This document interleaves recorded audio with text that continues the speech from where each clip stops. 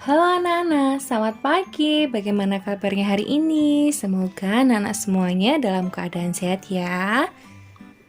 Nah, anak-anak, sebelum kita memulai pembelajaran kita hari ini, alangkah baiknya kita berdoa terlebih dahulu menurut kepercayaan dan keyakinan kita masing-masing.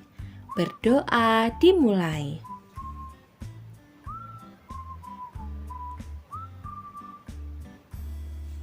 Berdoa selesai. Nah, anak-anak, sebelum kita memulai pembelajaran kita hari ini, Bu Gina berharap anak-anak sudah siap untuk belajar.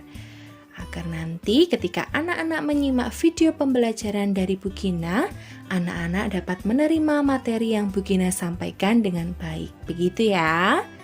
Nah, anak-anak, hari ini kita akan belajar tentang kalimat larangan. Beberapa waktu yang lalu, Bu Gina sudah memberikan penjelasan tentang kalimat larangan beserta dengan contohnya. Apakah anak-anak masih ingat? Bu Gina berharap anak-anak masih ingat loh ya. Nah, Bu Gina akan mengulang kembali materi tentang kalimat larangan. Nah, sebelum kita masuk ke ciri kalimat larangan, kita harus tahu terlebih dahulu apa yang dimaksud dengan kalimat larangan. Kalimat larangan adalah kalimat yang ditujukan kepada seseorang untuk menyampaikan larangan atas sebuah perbuatan.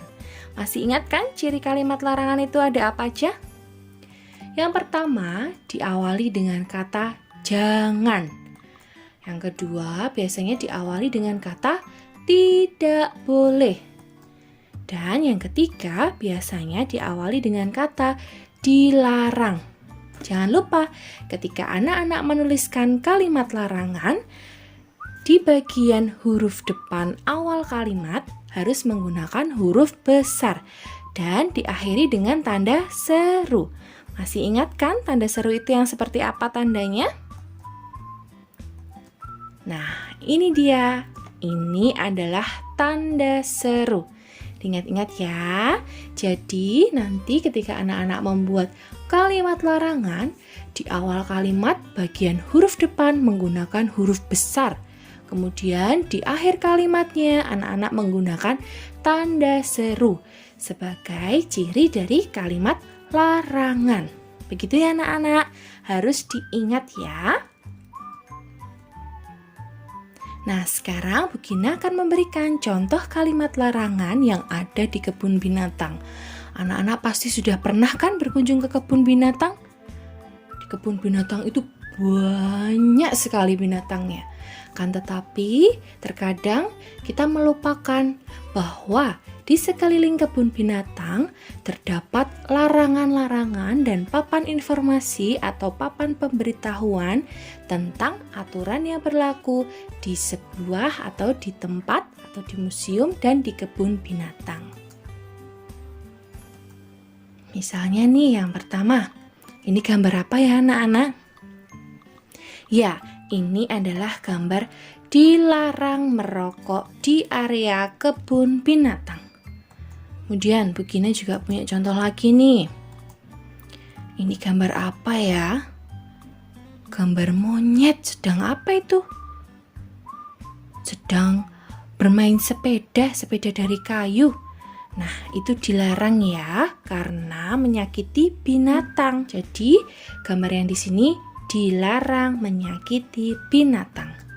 Kemudian, yang ketiga, Bu Gina memberi contoh apa ini? Ya, dilarang memberi makan binatang. Jadi di kebun binatang itu tidak boleh memberi makan sembarangan, kecuali di tempat itu sudah tersedia makanan khusus yang sudah disediakan oleh petugas untuk diberikan ke hewan tersebut. Begitu ya. Nah, sekarang kita akan belajar tentang hewan buas dan hewan jinak yang ada di kebun binatang. Tentunya anak-anak juga sudah tahu kan yang termasuk hewan buas itu apa aja, yang termasuk hewan jinak itu apa saja. Pasti ketika anak-anak berkunjung ke kebun binatang juga sudah mengamati kan tentunya. Nah, Bu Gina memberikan beberapa contoh yang termasuk hewan buas dan hewan jinak. Yang pertama ada gambar apa ya ini? Ya, ini adalah harimau. Jadi harimau itu termasuk hewan buas. Jadi ketika kita berkunjung ke kebun binatang, saat kita berkunjung ke kandang harimau, kita harus hati-hati karena sewaktu-waktu harimau dapat menerkam kita kalau kita tidak berjaga-jaga walaupun sudah ada kandang harimaunya. Begitu ya anak-anak. Kemudian yang kedua contohnya adalah apa ini? Ya, ini adalah buaya, giginya tajam. Kemudian, Bu Gina akan memberikan contoh yang termasuk hewan jinak. Nah, gambar apa itu?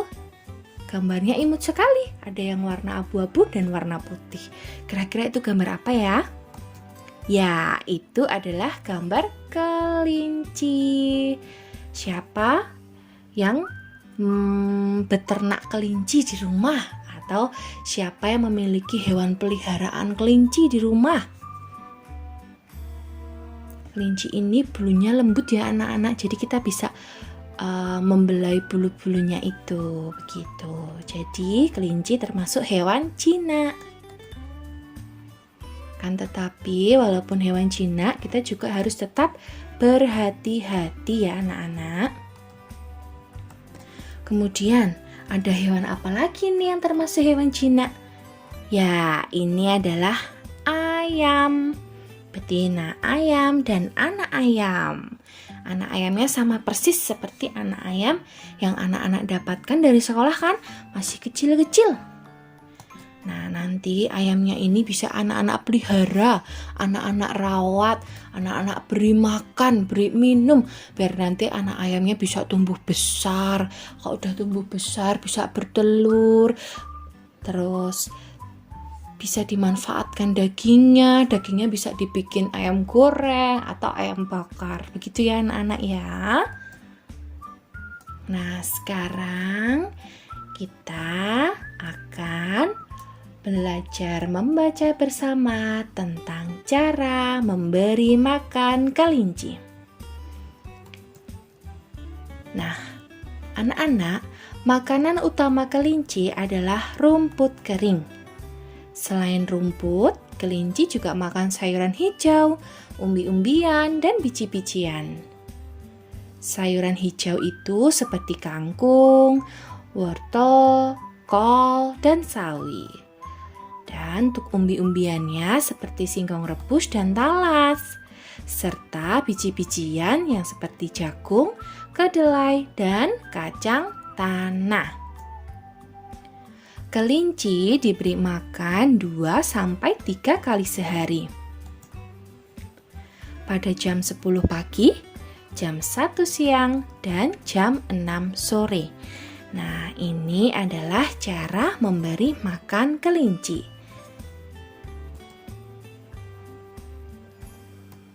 Sekarang kita akan belajar tentang manfaat hewan.